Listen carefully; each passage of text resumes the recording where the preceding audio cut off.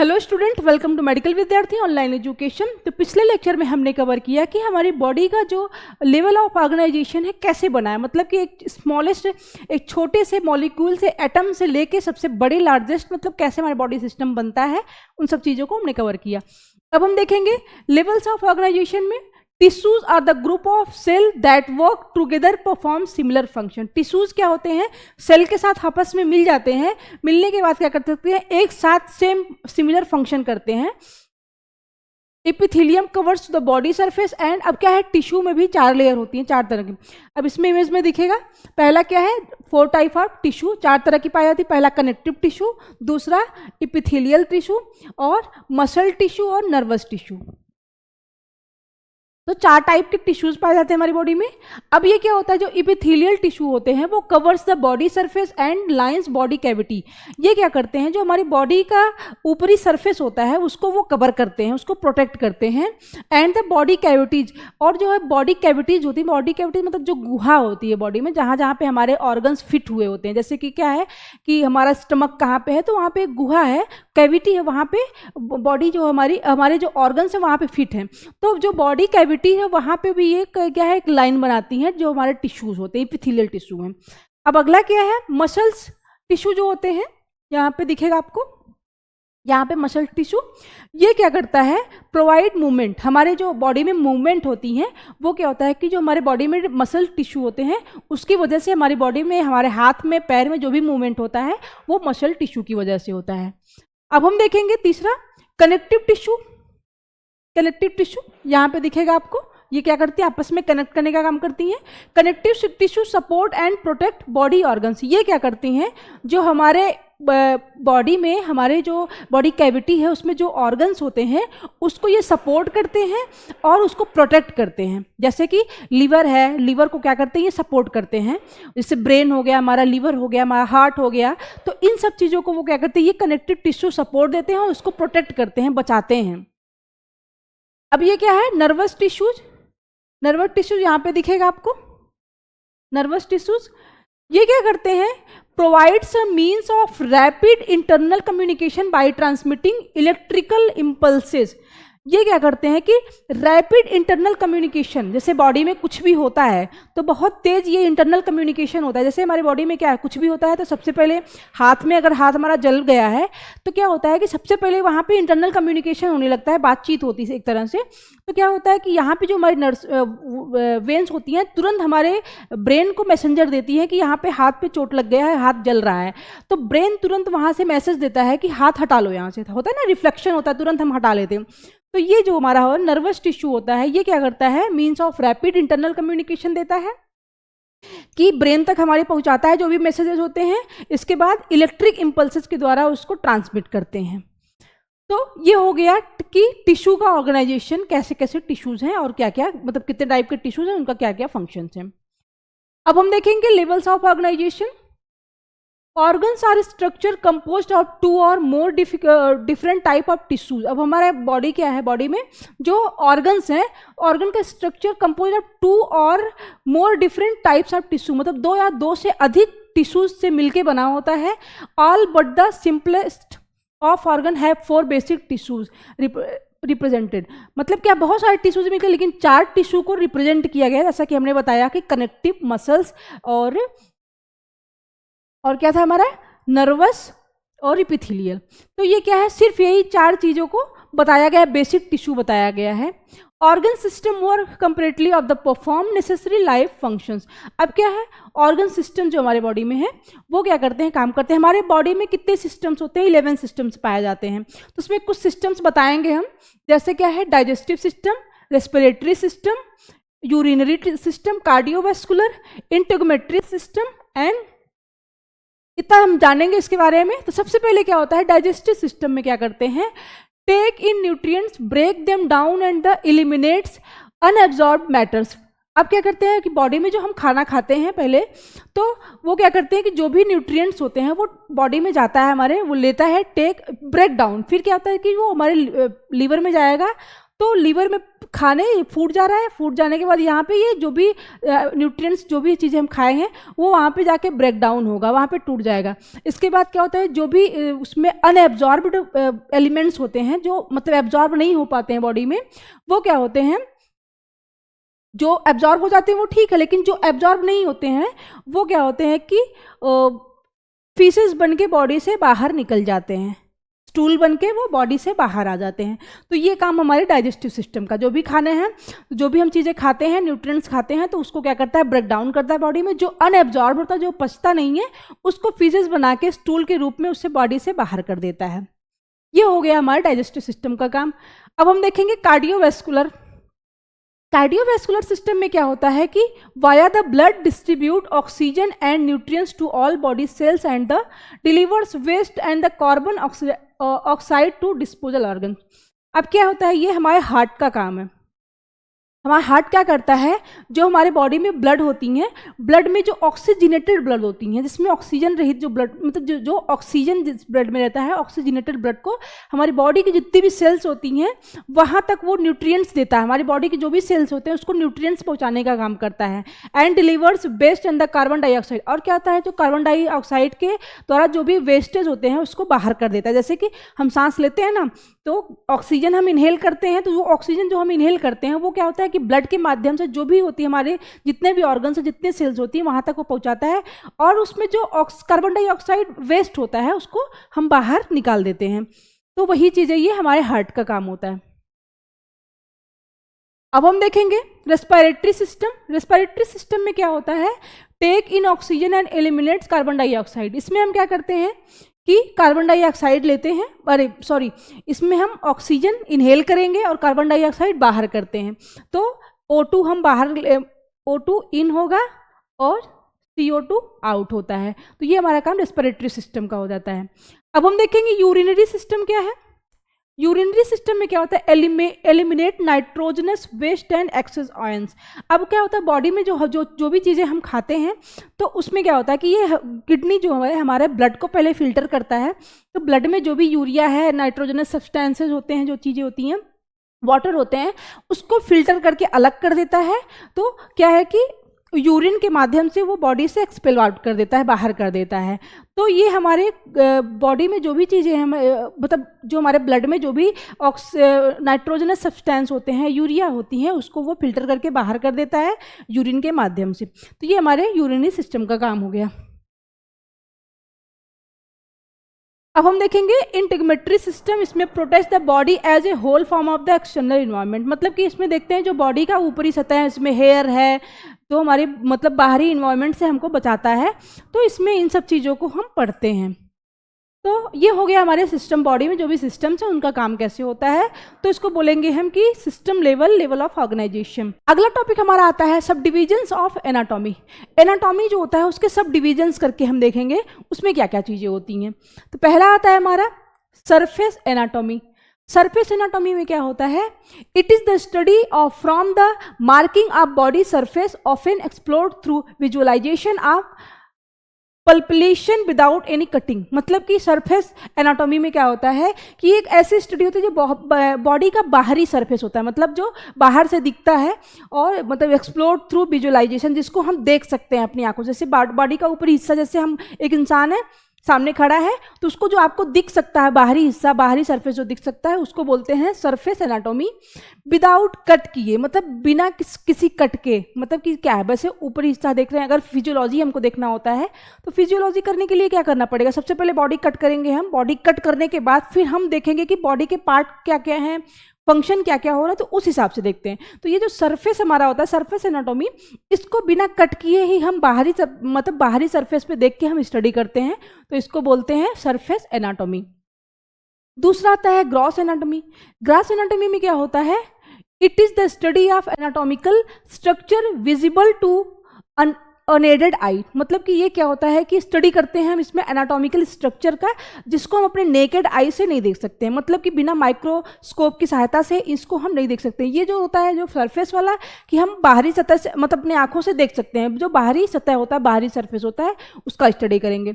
Gross anatomy में क्या होता है कि हम अपनी नेकेड आई से हम उसको विजिबल नहीं हमारे लिए होता है, हम देख नहीं सकते हैं उसको, तो इसको स्टडी करने के लिए हमको माइक्रोस्कोप की सहायता पड़ती है। After making the appropriate surface marking in the prior picture of the gross dissection process cut off the cutting, इसमें क्या करते हैं, जैसे किसी भी पार्ट का अगर हमको स्टडी करना है तो उसको डाइसेक्शन करते हैं, डाइसेक्शन करने के बाद कट करते हैं, फिर उसको बाद माइक्रोस्कोप की सहायता से हम इसकी स्टडी करेंगे, तो इसको हम बोलेंगे ग्रास एनाटॉमी। इसके बाद grass anatomy can be study by two general appropriate, इसके मतलब क्या है, जो इसको दो चीज़ों से इसको स्टडी किया जा सकता है। पहला आता है सिस्टमैटिक अप्रोच, दूसरा आता है रीजनल अप्रोच। अब हम देखेंगे यहाँ पे, ऐसे हम फ्लो चार्ट के माध्यम से देखेंगे कि सब डिवीजन ऑफ एनाटॉमी, कैसे उसको सब डिवाइड किया गया है एनाटॉमी। पहला है ग्रास एनाटॉमी, जैसा हमने कि बताया कि ग्रास एनाटॉमी में क्या होता है कि माइक्रोस्कोप की सहायता से जिस भी पार्ट का हमको स्टडी करना होता है तो पहले उसको हम डाइसेक्शन करेंगे, कट करेंगे, फिर उसको हम माइक्रोस्कोप की सहायता से उसको हम स्टडी करेंगे। दूसरा है माइक्रोस्कोपिक में क्या होता है साइटोलॉजी एंड हिस्टोलॉजी। हिस्टोलॉजी मतलब क्या होता है, जो हमारे बॉडी में टिश्यूज होते हैं, ऊतक होते हैं, उसकी स्टडी करते हैं, उसकी स्टडी करते हैं। इसके बाद आता है पैथोलॉजिकल एनाटॉमी। पैथोलॉजिकल एनाटॉमी में क्या होता है, जब बॉडी में कोई डिफेक्ट हो जाते हैं, जैसे बॉडी का फंक्शन है तो अगर वो रुक जाता है या बढ़ जाता है उसको, तो हम उसकी स्टडी करते हैं, तो उसको बोलते हैं पैथोलॉजिकल एनाटॉमी। अब इसमें क्या आता है कि एक डेवलपमेंटल एनाटॉमी होता है। डेवलपमेंटल एनाटॉमी में क्या होता है, जैसे जैसे बॉडी में मतलब जो एग से बन के एम्ब्रियो तक होता है, उस चीज़ को ही बोलते हैं डेवलपमेंट एनाटॉमी।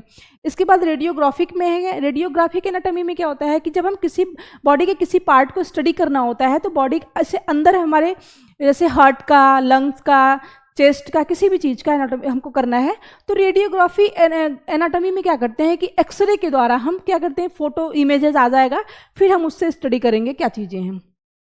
एक है कंप्यूटर एक्सियल टोमोग्राफी, तो इन सब चीज़ों से हम क्या करते हैं कि रेज के माध्यम से या एक्सरे के माध्यम से जो बॉडी में हमारे पार्ट्स होते हैं, जो भी ऑर्गन्स होते हैं, उसकी स्टडी हम करते हैं इसकी। तो ये इसका हो गया सब डिविजन्स ऑफ एनाटॉमी। उम्मीद करते हैं आपको समझ में आ गया होगा कि सरफेस एनाटॉमी क्या होता है, जो बाहरी का, जो ह्यूमन का बाहरी सतह होता है, मतलब बॉडी का बाहरी सतह होता है, उसका स्टडी करना हम बोलेंगे सरफेस। ग्रास एनाटॉमी क्या होता है, ग्रास एनाटॉमी ऐसा एनाटॉमिकल स्ट्रक्चर्स होते हैं जिसको हम अपने नेकेड आई से नहीं दे सकते हैं विदाउट माइक्रोस्कोप, तो इसके लिए हमको माइक्रोस्कोप की सहायता पड़ती है। बॉडी के डाइसेक्शन करते हैं, फिर हम माइक्रोस्कोप में रख के फिर स्टडी करते हैं। अब हम देखेंगे सब डिविजन्स ऑफ एनाटॉमी। इसमें क्या है, developmental anatomy is the study of fertilized egg developing into the adult form. इसमें क्या है कि subdivision of anatomy, developmental of anatomy, study of fertilize में जो भी एग होते हैं, फर्टिलाइज एग होते हैं, उसकी स्टडी की जाती है इनटू इट्स एडल्ट फॉर्म, जब तक वो एडल्ट फॉर्म में होता है, मतलब फर्टिलाइज एग से लेके जब तक वो एडल्ट फॉर्म में नहीं जाता है तब तक की स्टडी को इसको बोलते हैं एम्ब्रियोलॉजी भी बोलते हैं। अब देखेंगे इसमें इमेज की सहायता से। अब क्या इसमें एक फर्टिलाइज्ड एग है, जब फर्टिलाइजेशन होता है तो स्पर्म और ओवम मिलते हैं, तो ये क्या होता है कि फर्टिलाइज एग बनता है। इसके बाद फिर क्या होता है कि कुछ दिन के बाद फिर वो एग जो होता है फर्टिलाइज एग, उसमें सेल बनना शुरू हो जाते हैं। पहले इसमें सिंगल सेल होगा, इसके बाद फिर क्या होता है सेकंड स्टेज में ये सेल्स जो हैं बढ़ जाएंगे, 2 सेल्स हो जाएंगे। फिर जैसे जैसे डेज बढ़ते रहेंगे, बढ़ने के बाद फिर सेल्स भी उसमें बढ़ती रहेंगी। फिर अगले स्टेज में सेल्स जो है हमारा 4 हो गया, सेल्स की संख्या बढ़ती गई, कोशिकाएं जो होती हैं बढ़ती जा रही हैं। फिर क्या है कि डे बाय डे, मतलब मंथ के हिसाब से जैसे बढ़ती है प्रेगनेंसी, उस हिसाब से फिर इसमें क्या है कि 8 सेल्स हो जाते हैं। सिंगल सेल से शुरू हो रहा है, सिंगल हुआ, फिर सेकेंड हुआ, फिर इसके बाद 4th, फिर 8 हुआ। 8 के बाद क्या हुआ है कि फिर लास्ट स्टेज में 16 सेल हो गया, मतलब कि सेल की संख्या बढ़ती है, 16 सेल हो गया। इसके बाद क्या है ब्लास्टोसिस्ट हो गया, मतलब ब्लास्टोसिस्ट मतलब होता है कि 70 से लेके 100 तक, मतलब बढ़ गया, बहुत सारे सेल्स हो गई उसमें। इसके बाद क्या होता है कि फीटस बनता है। तो इन सब प्रोसेस होता है एम्ब्रियोलॉजी में, इसकी स्टडी की जाती है कि पहले एग और स्पर्म जब मिलते हैं तो फर्टिलाइज एग होते हैं, फिर इसके बाद 2 सेल, 8 सेल, 4 सेल, 8 सेल, 16, फिर ब्लास्टोसाइट। ब्लास्टोसाइट मतलब होता है कि 70 से लेके 100 तक सेल हो जाती हैं। इसके बाद 4 वीक हो जाता है, मतलब कि 4 वीक में फिर ये फीटस बन जाता है, कि स्ट्रक्चर बनता है। फिर क्या होता है कि 4 वीक के बाद जब फीटस वो बढ़ता है उसमें भी इंप्रूवमेंट आती है। फिर 10 वीक्स में क्या होता है कि फीटस बनता है, कि मतलब कुछ कुछ ऑर्गन्स बनने शुरू हो जाते हैं, मतलब पूरा प्रॉपर रूप से नहीं बनता है, तो कुछ कुछ ऑर्गन्स बनने शुरू हो जाते हैं।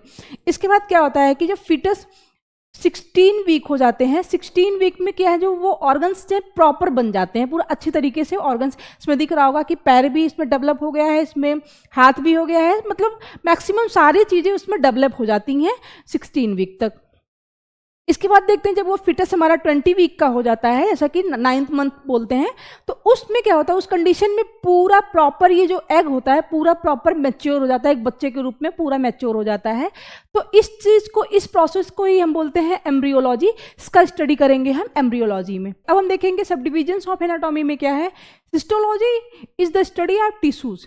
इसमें कुछ टर्म्स हैं। हिस्टोलॉजी क्या होता है, हिस्टोलॉजी एक ऐसा टर्म है, इसमें क्या किया जाता है कि जो टिश्यूज होते हैं बॉडी का, उसमें उसकी स्टडी की जाती है माइक्रोस्कोप की सहायता से।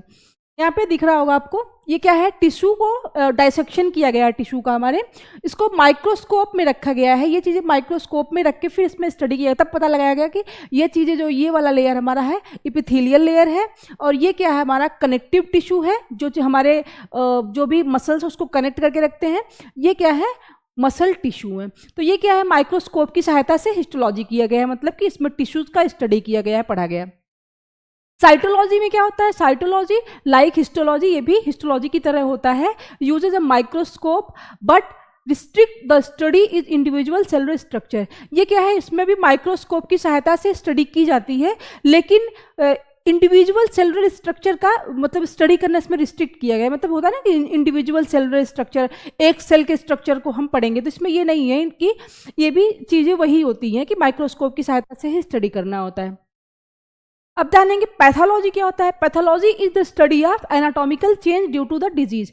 बॉडी में क्या होता है कि बहुत सारे चेंजेस आते हैं जब कोई डिजीज हो जाती है। जैसे कि आपने देखा होगा कि जुकाम हो जाता है तो बॉडी के फंक्शंस क्या होते हैं, चेंज हो जाते हैं।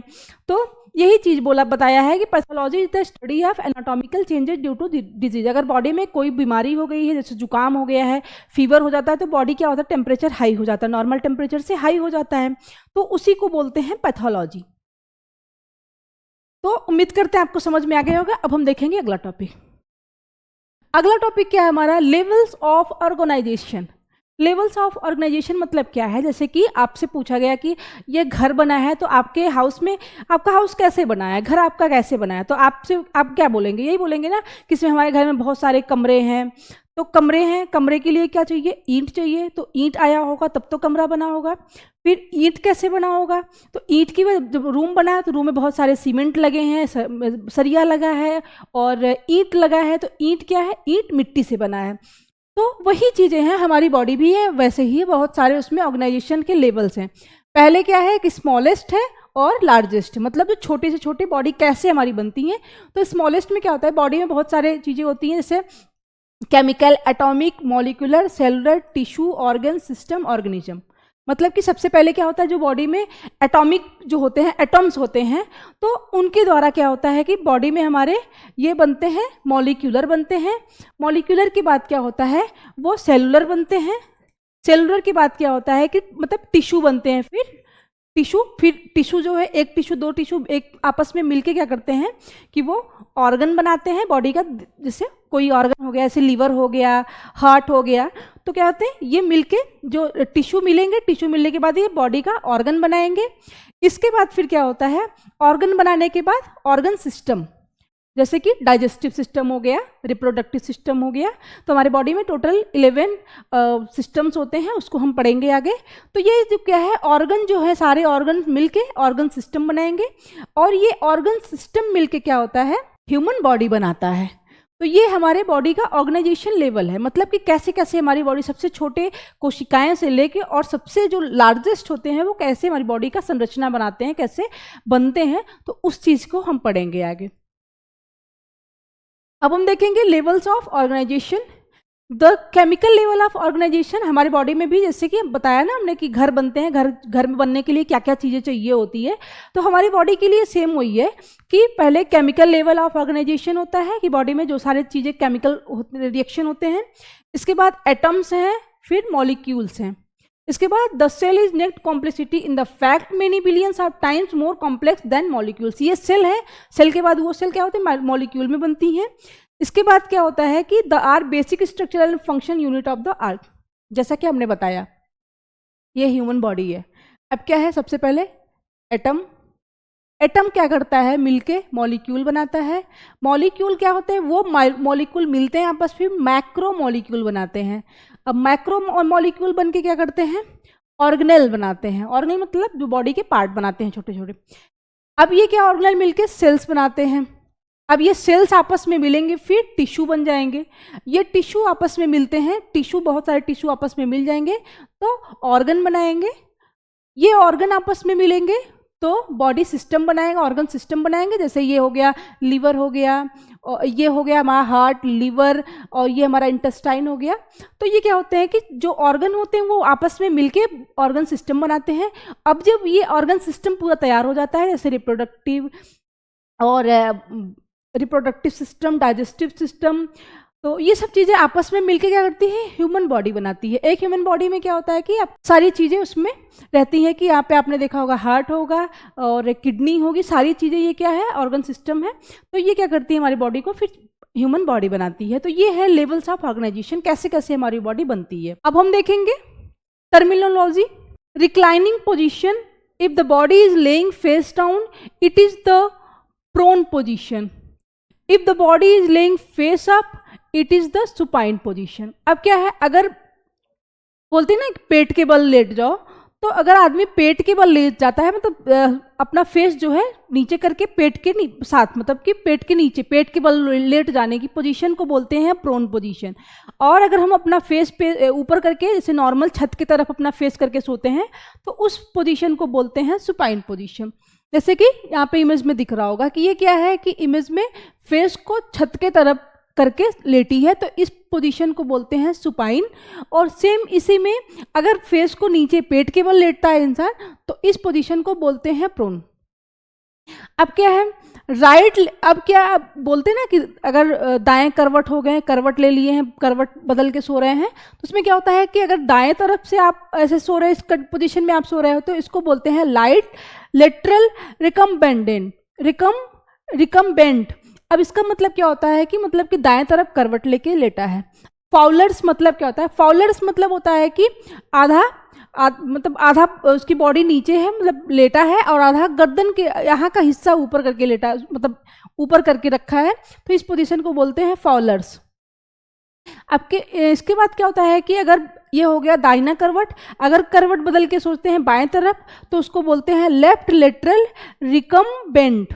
इसका मतलब होता है कि बाएं की तरफ करवट बदल के सोया है इंसान। तो ये हो गया पोजीशंस, कैसे अगर मतलब कि फेस ऊपर की तरफ छत की तरफ करके सोए तो उसको, उस पोजीशन को बोलते हैं सुपाइन।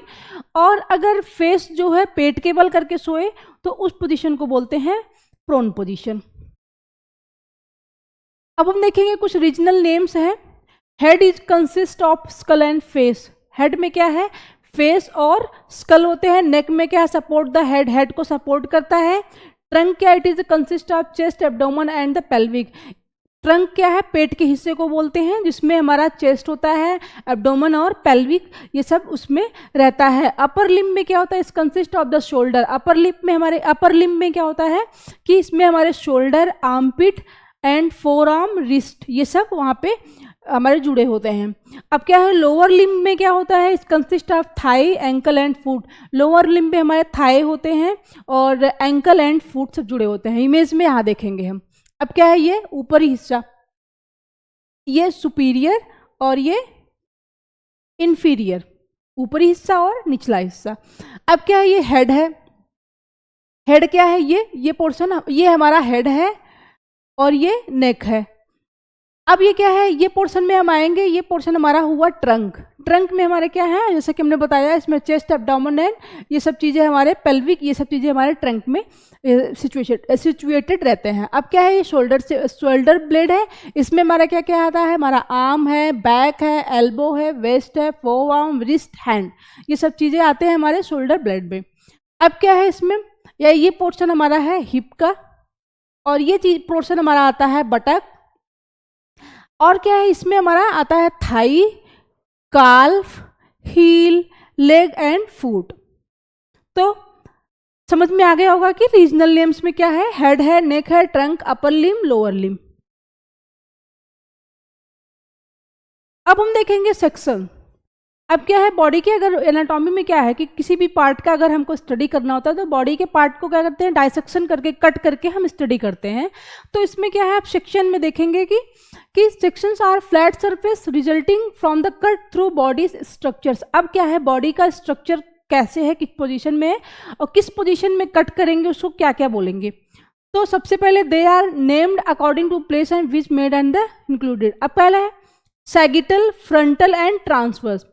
सैगिटल मतलब क्या होता है कि अगर कोई भी नॉर्मल इमेज में दिख रहा होगा कि नॉर्मल व्यक्ति है, इसको 20 से अगर कट करते हैं तो इस पोजीशन को बोलते हैं सैगिटल। अब क्या है, ये हो गया सैगिटल की स्टडी करने के लिए बॉडी का सेक्शन किया जाता है। तो सैगिटल पोर्शन में अगर कट करेंगे तो बॉडी को 20 से करेंगे। इसके बाद ये क्या आता है फ्रंटल। फ्रंटल मतलब क्या होता है कि सामने से कट करना। सामने से मतलब कोई व्यक्ति ऐसे खड़ा है तो क्या है कि इस पोजीशन से कट करने को बोलते हैं फ्रंटल, और इस पोजीशन से कट करने को बोलते हैं सैगिटल। अब क्या है, ये ट्रांसवर्स। ट्रांसवर्स मतलब क्या होता है, ट्रांसवर्स में अगर किसी भी व्यक्ति को 20 से आधे हाथ काट दे, ऐसे होता है ना कि तलवार से काटते हैं तो सीधे ऐसे क्या करते हैं, कट कर देते हैं 20 से, तो उस पोजीशन को बोलते हैं ट्रांसवर्स। मतलब कि 20 से काट दिया गया इसको तो वो ट्रांसवर्स है। अब है, उम्मीद है आपको समझ में आ गया होगा कि पहला क्या है, सैगिटल। सैगिटल मतलब किसी व्यक्ति को अगर हम सीधे ऐसे काटते हैं उसको बोलते हैं सैगिटल। और ये फ्रंटल मतलब क्या है, फ्रंटल मतलब इस पोजीशन से हम उसको कट करते हैं कि आधा होता है ना, आधा इधर से आधा इधर से, बीच से काट देते हैं तो उस पोजीशन को हम बोलते हैं फ्रंटल। ट्रांसवर्स मतलब होता है कि उसको बीच से कट कर देना, तो इस पोजीशन को बोलते हैं ट्रांसवर्स सेक्शन। अब हम देखेंगे directional terms are used to precisely located one part of the body related to another and reduced length of the explanation. अब इसमें क्या है, सुपीरियर है, इंफीरियर है, इंटीरियर है, पोस्टीरियर है, सुपरफिशियल एंड डीप। अब यहाँ पे हम देखेंगे सबसे पहले क्या है, एक ये हमारा इंटीरियर व्यू है, मतलब कि फ्रंट से है सामने का, और क्या ये हमारा लेटरल। लेटरल मतलब होता है साइड का व्यू है। अब इसमें क्या होता है, ये पोस्टीरियर एंड डॉर्सल, मतलब कि ये पिछला भाग होता है, पीठ के पीछे वाला भाग को बोलते हैं पोस्टीरियर, और ये जो फ्रंट का भाग है मतलब कि फेस के सामने वाला, इस भाग को बोलते हैं एंटीरियर या वेंट्रल बोलते हैं। अब क्या है, अब ये ऊपर का पोर्शन जो है ये क्रैनियल है, और नीचे का क्या है, कैउडल है। अब क्या इसमें देखेंगे, ये हो गया हमारा सुपीरियर। सुपीरियर मतलब कि ये ऊपर का पोर्शन जो होता है उसको बोलते हैं सुपीरियर, नीचे के पोर्शन को बोलते हैं इन्फीरियर। अब क्या है, ये हो गया हमारा लेटरल व्यू, मतलब साइड के व्यू से। अब हम देखेंगे इंटीरियर व्यू में क्या है, इसमें ये राइट है, लेफ्ट, आपको पता होगा। और क्या है, ये प्रॉक्सिमल। प्रॉक्सिमल मतलब कि जो हमारा ये पोर्शन है इसको बोलते हैं प्रॉक्सिमल एंड डिस्टल, नीचे वाले पोर्शन को हम बोलते हैं डिस्टल। अब ये क्या होता है हमारा, ये पोर्शन लेटरल। लेटरल मतलब साइड का भाग जो होता है, और ये है हमारा मीडियल।